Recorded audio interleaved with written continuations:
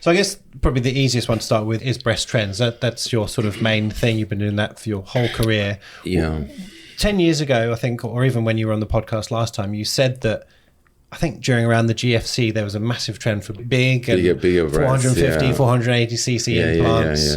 And then, I don't know, a few years ago, that got much smaller. So where are we now with the breast trends? Look, overall, I'm very fortunate. I've got such a huge cross-sectional patients from different demographic and different walks of life. So I do see everything in terms of the tiny ones, moderate ones, and big ones. But the trend is basically in the past 5-10 years towards very natural looking. And it's kind of very strange. Sometimes a girl comes and asks for a B cup.